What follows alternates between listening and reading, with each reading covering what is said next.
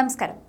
T20 ലോകകപ്പിന്റെ group ഘട്ടം പൂർത്തിയാക്കിയ ശേഷം ടീം ഇന്ത്യ സൂപ്പർ 8 പോരാട്ടത്തിനായി കച്ചമുറുക്കി നിൽക്കുകയാണ്. ഞായറാഴ്ച രാത്രി 7-ന് അഹമ്മദാബാദിലെ നരേന്ദ്രമോദി സ്റ്റേഡിയത്തിൽ സൗത്ത് ആഫ്രിക്കയുമായിട്ടാണ് ഇന്ത്യയുടെ ആദ്യ അംഗം നടക്കാൻ പോകുന്നത്. അതിന് സിംബാബ്വേയും പിന്നാലെ വെസ്റ്റ് ഇൻഡീസിനെയും ഇന്ത്യ നേരിടും. എന്നാൽ ഗ്രൂപ്പ് ഘട്ടത്തിൽ കളിച്ച മത്സരങ്ങൾ എടുത്തു നോക്കിക്കഴിഞ്ഞാൽ സ്പിന്നർമാരുടെ കരയിൽ നോക്കിയാൽ ഇന്ത്യ ശരിക്കും വെള്ളം കുടിപ്പിച്ചതായി കാണാം. പാകിസ്ഥാൻ മാത്രമല്ല, ഗ്രൂപ്പിലെ ശേഷിച്ച 3 SOC ടീമുകളിൽ സ്പിന്നർമാരെ പോലും ഇന്ത്യയുടെ ലോകോത്തര ബാറ്റിംഗ് നിര പാടുപെട്ടു. ടീമിന്റെ അസിസ്റ്റന്റ് കോച്ചായ റയാൻ ടെൻ ഡുഷാറ്റയും ഇപ്പോൾ കാര്യം തുറന്ന് സമ്മതിച്ചിരിക്കുകയാണ്. മാത്രമല്ല, ടൂർണമെന്റിൽ ഇതിനോടകം കളിച്ച 4 മത്സരങ്ങളിൽ 3-ലും ബെഞ്ചിലിരിക്കേണ്ടി വന്ന മലയാളി താരം സഞ്ജു സാംസണിനെ ഇനി പരീക്ഷിക്കാൻ ഇടയുണ്ടെന്ന വമ്പൻ സൂചനയും അദ്ദേഹം നൽകുകയും ചെയ്തിട്ടുണ്ടായിരുന്നു. ഇതോടെ സൂപ്പർ 8-ൽ സഞ്ജുവിനെ കാണാനുള്ള സാധ്യതയും വർദ്ധിച്ചിരിക്കുകയാണ്. ഈ ലോകകപ്പിലെ 4 ഗ്രൂപ്പ് മത്സരങ്ങളിലായി ഇന്ത്യൻ ടീം ആകെ നേരിട്ടത് 42 ഓവറുകളാണ്. 7-ന് തൊട്ടുമുകളിൽ റൺ റേറ്റിൽ നേടാനായത് വെറും 315 റൺസുമാണ്. ഇതിനിടെ 15 വിക്കറ്റുകളും ഇന്ത്യ നഷ്ടമാക്കിയിട്ടുമുണ്ട്.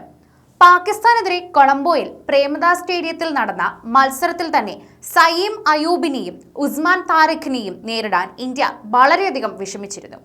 USA, നമീബിയ, നെതർലാൻഡ്സ് ടീമുകളുടെ സ്പിന്നർമാരും ടീമിന് വെല്ലുവിളിയായി മാറി. നെതർലാൻഡ്സുമായുള്ള കളിയിലേക്ക് വന്നു നോക്കിയാൽ അവരുടെ ബൗളർമാർ ഒരുപാട് തവണ സ്ലോ ബോളുകൾ എറിഞ്ഞതായി റയാൻ ടെൻ ഡുഷാറ്റെ ചൂണ്ടിക്കാട്ടിയിട്ടുണ്ടായിരുന്നു. എതിർടീമുകൾ തന്നെ നമുക്കെതിരെ ഒരുപാട് ഫിംഗർ സ്പിൻ എറിയുന്നുണ്ട് എന്ന് മനസ്സിലായി. ഒരുപാട് ഇടംകൈയൻ ബാറ്റർമാർ നമ്മുടെ ലൈനപ്പിൽ ഉള്ളത് കൊണ്ടാണ് ഇത് സംഭവിക്കുന്നത്. അത് വെല്ലുവിളി തന്നെയാണ്. ഇടംകൈയൻ താരങ്ങൾക്ക് കൂടുതലുള്ള എതിരാളികൾക്കും കാര്യങ്ങൾ എളുപ്പമായിരിക്കുകയും ചെയ്യുന്നു. നമുക്ക് ഒരുപാട് ഓപ്ഷനുകൾ നമ്മുടെ മുന്നിലില്ല. എന്നാൽ നമുക്ക് സഞ്ജു സാംസൺ പുറത്തിരിക്കുന്നുണ്ടെന്ന് മാത്രമാണ് ഡുഷാറ്റെ പറഞ്ഞത്.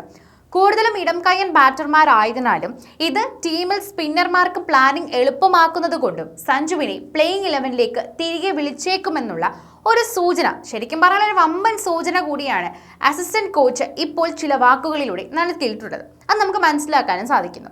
ഇന്ത്യൻ ബാറ്റിംഗ് ലൈനപ്പിലെ ടോപ്പ് 8 എടുക്കുകയാണെങ്കിൽ വലംകൈയൻ ബാറ്റർമാരുള്ള captain Suryakumar Yadav, star allrounder Hardik Pandya എന്നിവർ മാത്രമാണ്.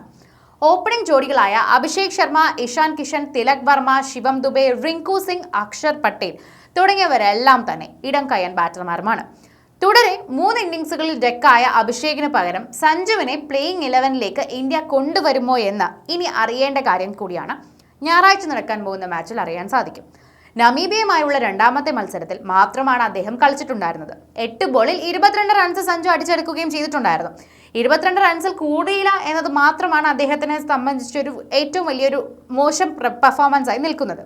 അദ്ദേഹം 22-ന് മുകളിൽ, അതായത് ഒരു കൺസിസ്റ്റന്റ് ആയിട്ട് നിന്നിരുന്നുവെങ്കിൽ ഒരുപക്ഷെ അദ്ദേഹം തന്നെയായിരുന്നതിന് ഓപ്പണിംഗ് ജോഡിയിൽ ഇഷാനോടൊപ്പം നിൽക്കാൻ പോകുന്നത്. പക്ഷേ അദ്ദേഹം 8 ബോളിൽ 22 റൺസ് എടുത്തു എന്നതാണ് നമുക്ക് മറക്കാൻ സാധിക്കാത്തൊരു കാര്യം. അതൊരു നല്ല ഫോം തന്നെയാണ്, അല്ലെങ്കിൽ നല്ല മികച്ച ഇന്നിങ്സ് തന്നെയാണ്.